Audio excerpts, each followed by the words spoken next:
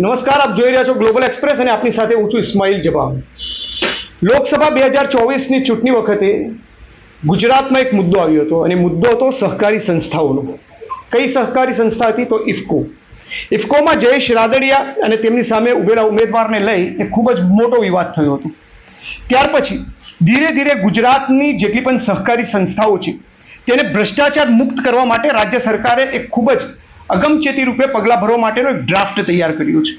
એ ડ્રાફ્ટના આધારે તેઓ રાજ્યમાં ચાલતી તમામ જે મોટી સહકારી સંસ્થાઓ છે, કોઓપરેટિવ બેન્કો છે, એ બેન્કોમાં ભ્રષ્ટાચાર થતો અટકાવવા તેમજ જે લોકો વર્ષોથી ત્યાં કુંડળી મારીને બેઠા છે, ચેરમેન પદ ઉપર, સભ્ય પદો ઉપર કે અન્ય જે હોદ્દાઓ ઉપર પદાધિકારી તરીકે ભોગવટો કરી અને જે વહીવટો કરે છે, તેમાં એક નવા જનરેશનને અપગ્રેડ કરવા માટેનો ખૂબ જ મોટો ડ્રાફ્ટ તૈયાર થયો છે। ત્યારે આ ડ્રાફ્ટ હજુ તૈયાર થઈ રહ્યો છે, તેની અમલવારી થાય તે પહેલાં જ પંચમહાલના પાટનગર ગોધરામાંથી એક ખૂબ જ મોટી બૂમ આવી છે અને જે બૂમ છે જે ખરેખર કાનના પડદાને હલાવી નાખે એવી છે। ગોધરાની જનતા બેંક કોઓપરેટિવ બેંક છે, ખૂબ જ થાપણદારો છે, ખૂબ જ મોટી રકમનું ત્યાં ટર્ન ઓવર છે। ત્યારે તે જે પ્રમાણે ત્યાં એક ઉણપ અને એક જે વહીવટ થયો છે, ખોટી સહી સાથે એક ચૂંટણીની જે પ્રક્રિયા હોય, જે ખૂબ જ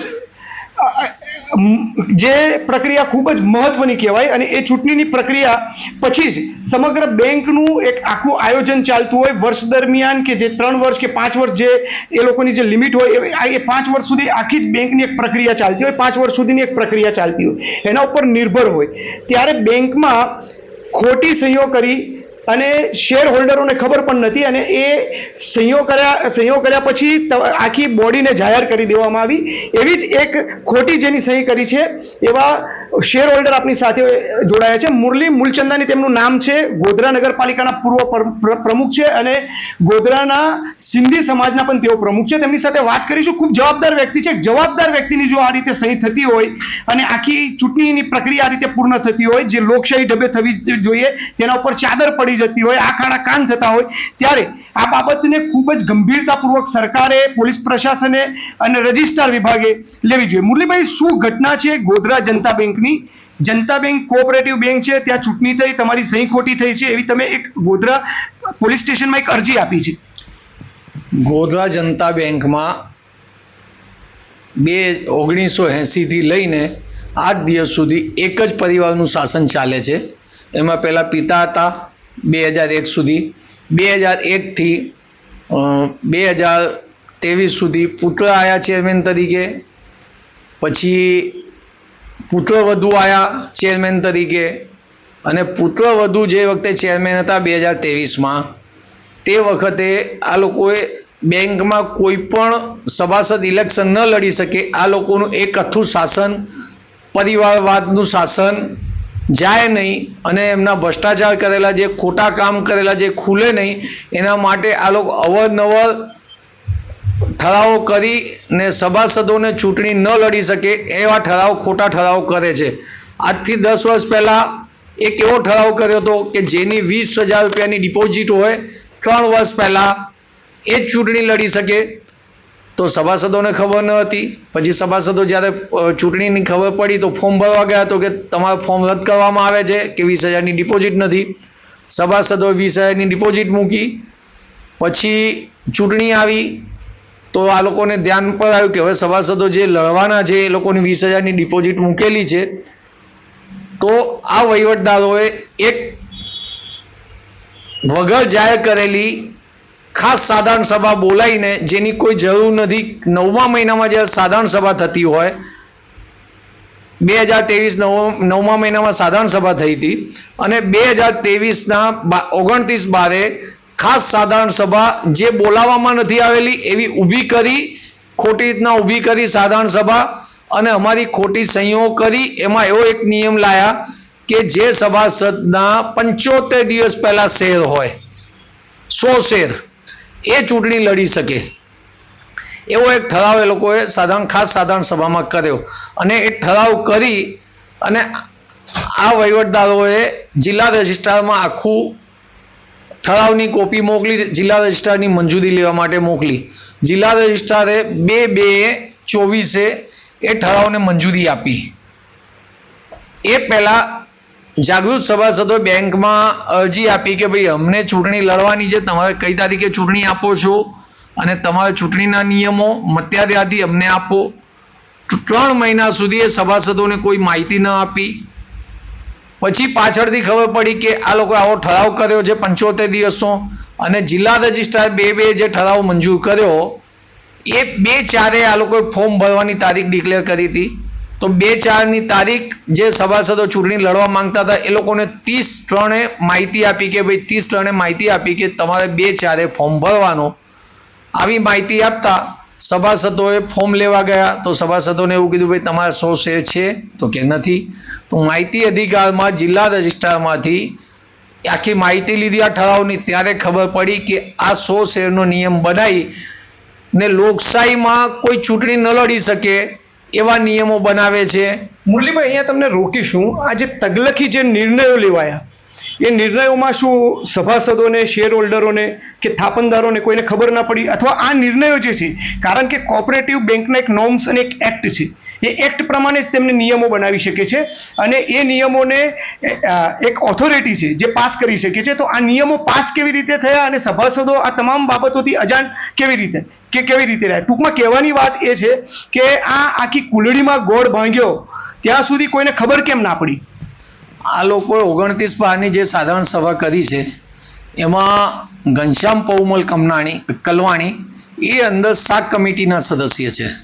એને ખબર નથી કે આ ખાસ સાધારણ સભા છે, અને એ પોતે પણ ડિરેક્ટરમાં ઉમેદવારી કરવા માંગતા હતા. એમણે તારીખની માંગણી કરી તો એમને પણ માહિતી નહોતી આપી. અને બીજા એક ભાઈ છે નરેશ લાલચંદાણી, એ સલાહકાર છે અંદર બેંકમાં. એ સલાહકારને પણ ખબર નથી કે ભાઈ આ સાધારણ સભા બોલાવવામાં આવી છે અને સાધારણ સભામાં આ નિયમ બનાવવામાં આવ્યો છે. કોઈને ખબર નથી, કેમ કે આ સાધારણ સભા મળી જ નથી. બેંકમાં બેસીને જૂની તારીખમાં બધું કરી ને આ લોકોએ ઠરાવ લખીને રજિસ્ટ્રારને મોકલી આપ્યો છે, જેમાં મારી સહી બિલકુલ ખોટી છે. અને મેં બી ડિવિઝન પોલીસ સ્ટેશનમાં અરજી આપી છે, રજિસ્ટ્રારમાં પણ અરજી આપી છે આ તપાસ માટે. બોર્ડ ઓફ નોમિનીઝમાં ઠરાવ રદ કરવા માટે પિટિશન કરેલ છે મેં. બીજી પિટિશન મેં અધિક રજિસ્ટ્રારમાં કરી છે આ રદ કરવા માટે, ઠરાવ રદ કરવા માટે. હાઈકોર્ટમાં મેં પિટિશન કરી છે કે આ ખોટો ઠરાવ થયેલો છે અને મારી સહી થયેલ નથી અને મારા સહીનો દુરુપયોગ થયેલ છે. જે અગાઉ સહી થયેલ હતી એનો દુરુપયોગ કરી ને આ લોકો સહીઓનો દુરુપયોગ કરીને ઠરાવ મંજૂર કર્યો છે. જો આ રીતના જો આ લોકો કરતા હોય તો જે કરોડો રૂપિયા થાપણદારોના છે તો એની સેફટી શું? આ લોકો જે વહીવટદાર છે, સીઓ છે, મેનેજર છે, ચેરમેન છે, અમારી સહીઓ ખોટી કરતા હોય તો થાપણદારોની સહીઓ ખોટી કરીને પૈસા ઉપાડી લે તો એની જવાબદારી કોની? એના માટે અમે ગંભીરતા સમજીને આની ઉપર સુધી રજૂઆત કરી છે અને તપાસની માંગણી કરી છે. ન્યાયિક તપાસ થવી જોઈએ અને સભાસદોને ન્યાય મળવો જોઈએ. મુરલીભાઈ, બીજી એક વાત છે કે બેંકમાં એક મેનેજર છે સાધુ કરીને, એ વ્યક્તિ અલગ અલગ નામ સાથે અલગ અલગ જગ્યા ઉપર રજૂ થાય છે. બેંકમાં એમને સાધુ તરીકે છે, બીજી બાજુ એમને એક અલગ દયાલ કરીને એમના નામથી એમને બનાવે છે. એના વિશે શું કહેશો તમે કે એક જ વ્યક્તિના અલગ અલગ નામ કેવી રીતે હોઈ શકે? એ તો તપાસનો વિષય છે, એનો મને ખ્યાલ નથી કે કઈ રીતના ચાલે છે.